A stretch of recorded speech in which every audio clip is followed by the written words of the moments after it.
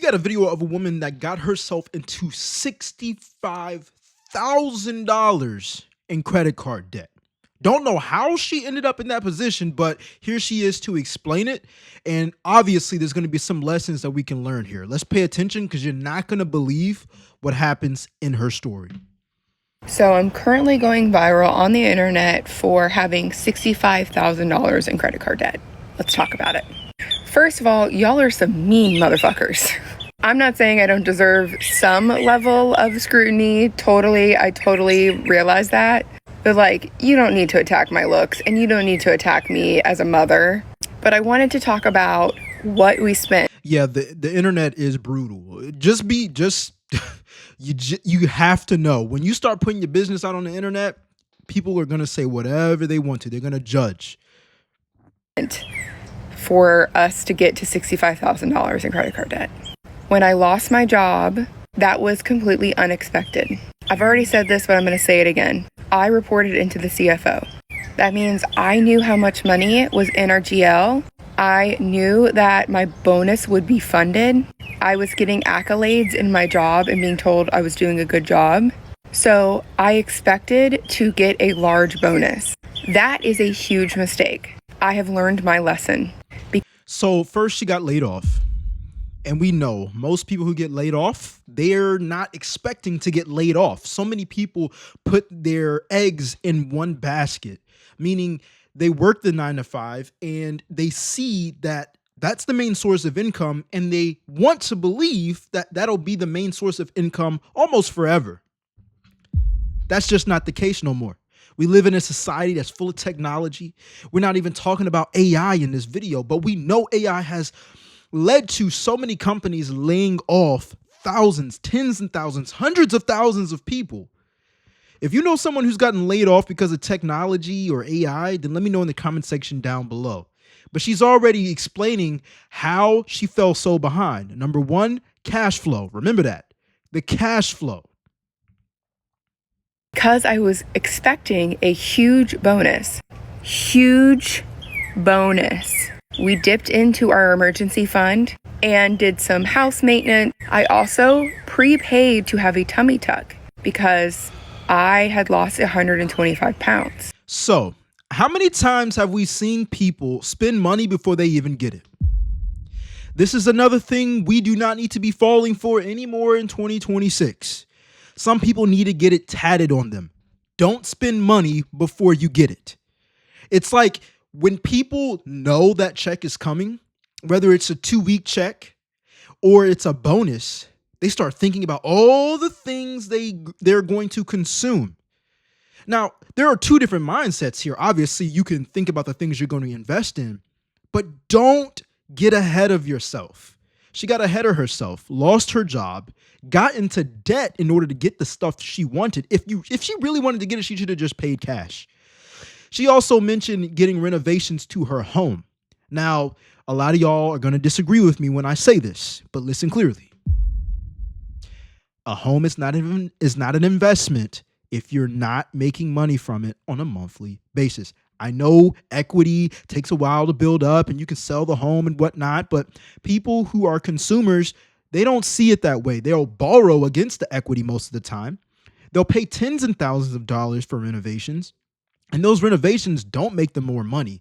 It makes their home possibly more valuable, but they're not earning cash from the time they make the investment or the payment, should I say, of renovating their home. Let me know your opinion on that, though, in the comment section down below. Let's continue. I was scheduled to have a tummy tuck 2 weeks before I lost my job and also when I was expecting the bonus. What should have been my bonus meeting was a meeting me finding out I was laid off. Me being the breadwinner of our family, losing our income was financially devastating. And we did go into survival mode. I started dog sitting on Rover. I took a call center job just so I could make $9 an hour. And it was something that I could start doing immediately.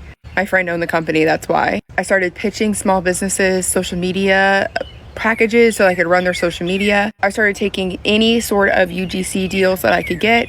That just kept us afloat. That income I brought in plus my husband's income paid for our insurance, it paid for our kids' daycare, it paid for our car payments. I'm actually surprised all those side hustles, especially the online ones, were able to help her take care of a lot of her bills. Like, she has a whole family. And you're telling me she was the breadwinner, but they were able to just get by her hustling like that? Shout out to her for getting the bag. Many people use their phones and laptops and iPads as distractions. You know, over here, we like to make money from those devices. They're literally personal ATM machines. Now, if you're interested with learning how to monetize your own YouTube channel, you should join the Cashflow Creators Club. Link is in the description down below. This is where every single month I host masterclasses in order for you to understand my analytics, how much I get paid from YouTube, and how you can make a bag off of YouTube as well and make passive income with multiple income streams with YouTube. Join if you like making money. Don't join if you don't. Pay for our house. I did not expect to be out of my job for 7 months.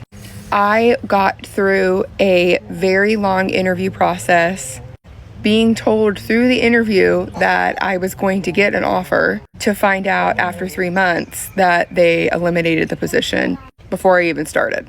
And then luckily I found a job 7 months later in my field, making what I was making before, but we had put all of our variable expenses on credit cards.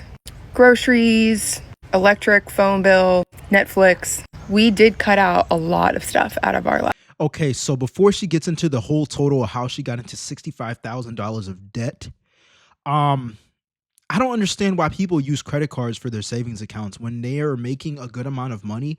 Why not live way below your means and save a good portion of your money? That way you'll have, 3 to 6 months, at least 3 to 6 months of living expenses saved up. Now, she said she was out of work for 7 months, but she was able to maintain their bills and pay them with the hustles that she was doing online and also dog sitting or dog walking, whatever she had mentioned. But my question is, how much did they have in their savings saved up? Because there's no way I'm going to be paying interest just to be living on standards that I set for myself. I'm going to build my savings up enough for me to live for 3 to 6 months if I don't make a single dollar. And then if I want to increase my living expenses, the money has to come in. It has to come in. And I don't even like increasing my living expenses just because money is coming in. But I live by a percentage basis.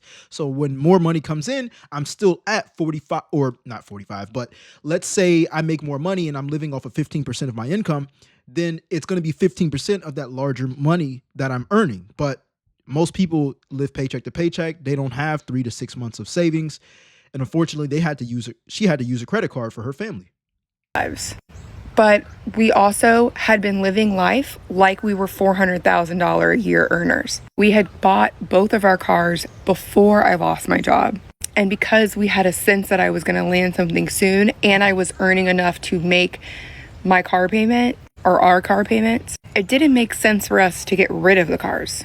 So I finally got myself into a job and we had debt. And instead of focusing back on rebuilding our savings, paying off the debt, we spent a lot of money. We had Disney annual passes, so we were going to Disney a lot. We took a family vacation. We shouldn't have done that. I also have a very good friend of mine who is a single mother who was really struggling to make ends meet. I offered her a job. She came to work for me for a bit, and she wanted to go to cosmetology school. My husband and I decided to pay for her to go to cosmetology school. All of these things, liabilities. And yeah, she's a great friend for helping out someone who wants to advance in their career, but you got to take care of yourself first. I'm pretty sure she was making minimum payments on these credit cards because she said that she wasn't working on getting out of debt. How many people use credit cards and make the minimum payment just because they're in good standing? They think they're in good standing. You're in good standing with the bank that loaned you the money. You're not in good standing with the man or the woman in the mirror. And that's a fact. You're getting by with the bare minimum, and the bare minimum in this world never wins. It's just enough to get by. And that's exactly what the minimum payment is for these credit cards. They want you to pay the bare minimum or the minimum balance because they know they're going to get free money from you. Free money. I'm not using no credit card as a savings account. I'm sorry. And we also paid for her bills for the 5-month program that she was in. We were paying her rent, we were paying her utilities, we were paying all of that for her. I don't regret doing that, but it cost me $15,000. That's money that I could have used to pay off my debt or put into savings. But she is now graduated, working in her field, making a very nice income for her. Couldn't be me. Couldn't be me. I'd rather show my friend how to make the 15 grand that they need outside of what they're working on. Because obviously she said cosmetology. Okay, cool. But how can we make the 15 grand before you get into cosmetology school? Because unless it's disposable income for me, and it obviously wasn't for her, you might as well add the extra 15 grand. Well, you know what? That might be part of the $65,000. If not, she's really in $80,000 debt. Because she's never getting that money back unless the friend pays her back. That's wild to me. To be in a financial situation like that, just getting a new job and then you just start forking over money. And she says she doesn't regret it, but she has a rebuttal behind it. It's just like, yeah, I don't regret it. But when people say but, I think it can be the start of a regret. You just got to see how she ends up financially. Hopefully they're not in a bad situation anymore, but it just couldn't be me. Let me know what you would have done with that friend in the comment section down below. And her daughter. And before that, she was going to be kicked out of her apartment. I did that because, again, $65,000 in credit card debt to me was a privilege. It was a Disney trip. It was a tummy tuck. These are not real problems. Being able to put a roof over you and your child's head is a real problem. And I was working and I could give her some money. Yes, those funds could have helped to go towards paying off my credit card debt, but I didn't prioritize it because I didn't think it was a priority.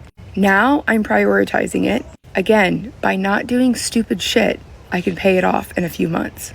And I came on the internet to talk about... I think it's more important not to label it as stupid, S-H-I-T. I think it's more important to label it as liabilities versus assets. If you wanted to help out a friend and pay her rent, first of all, that's not happening if it's not disposable income for me.